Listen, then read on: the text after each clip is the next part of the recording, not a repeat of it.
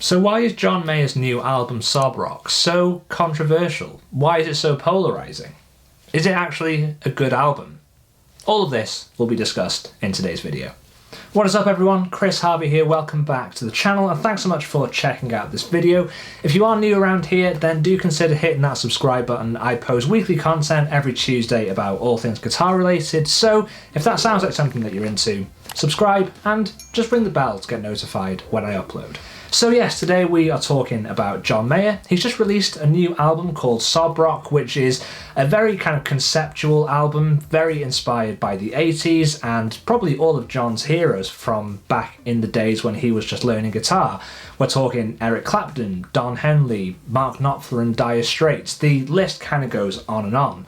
And concept albums are often either big hits or can be pretty glaring misses. So I think the fairest way to judge this would be based on three categories: production, songwriting and arrangement, which I'm going to put as the same category, and of course guitar playing, which is what John is probably most famous for in the guitar community.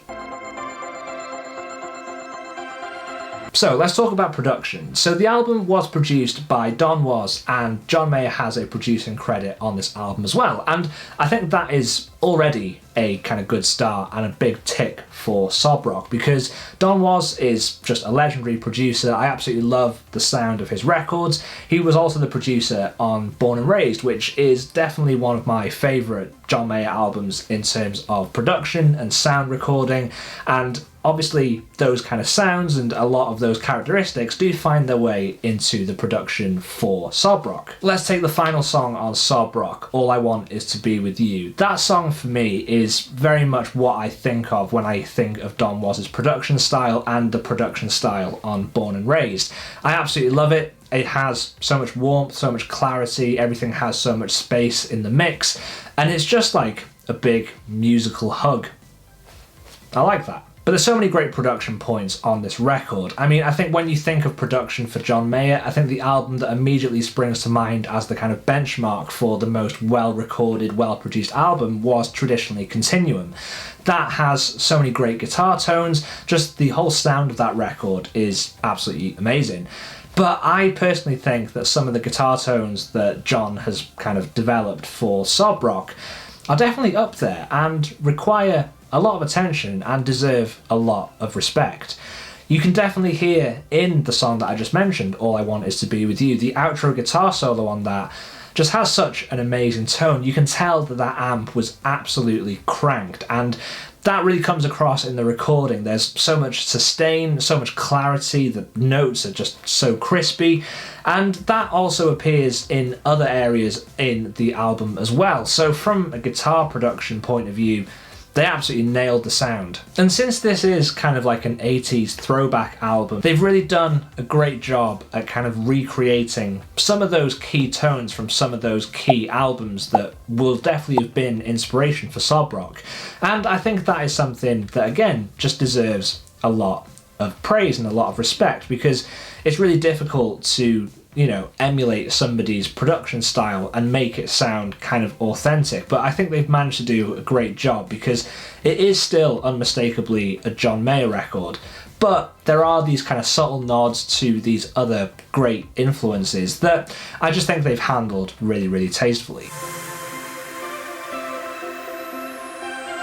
Next we'll talk about songwriting and arrangement, and I think again this is just something that John has kind of excelled at in this particular record, in terms of keeping it to a theme and really having a kind of clear concept in his mind when he's writing these songs.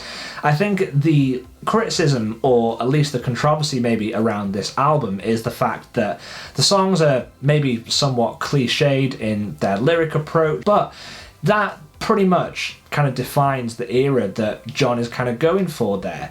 The subject matter of a lot of the songs that he was influenced by were, you know, somewhat cliched at times, but the way that John has kind of incorporated melody into some of these more cliched subject points is just something that I think he's done really, really well. There's definitely some great melodies on this particular record. I always find myself you know, subconsciously humming along later on in the day, because I've listened to the album a couple of times now. That is the benchmark of a good songwriter. If you can write these really good melodic hooks, then you're part of the way there, and John has always been so great at doing that. We'll also talk about songwriting in terms of arrangement and instrumentation, and again, there are some amazing moments of that on this particular record.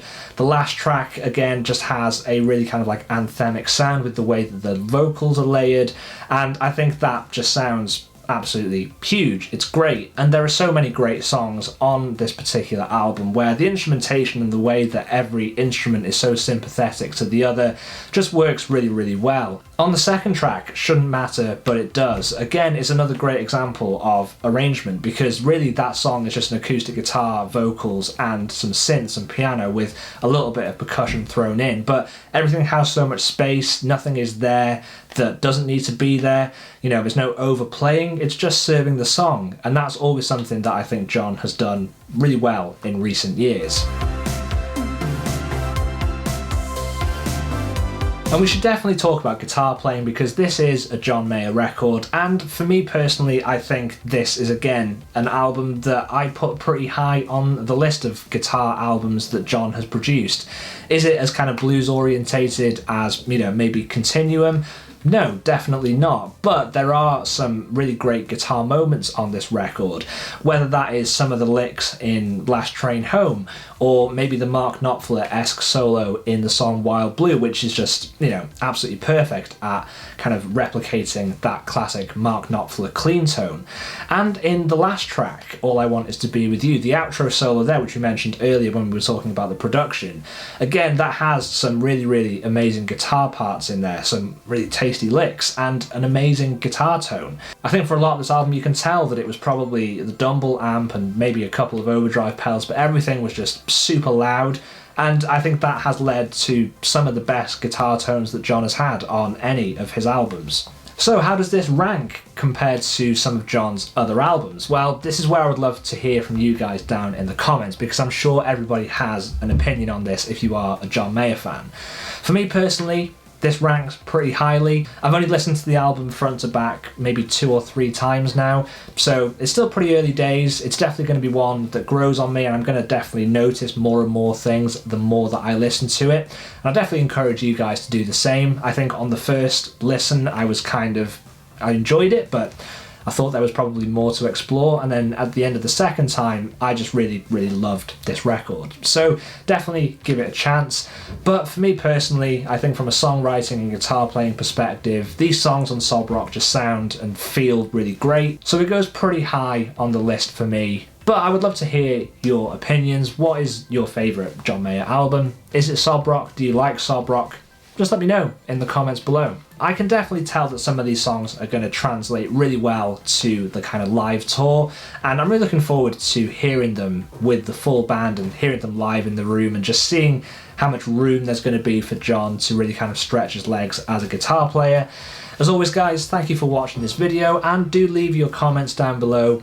Weigh in on your opinion on Sob Rock and this new kind of direction that John has gone in for this album. Give the video a thumbs up if you've enjoyed it, and I will see you all next Tuesday for another video.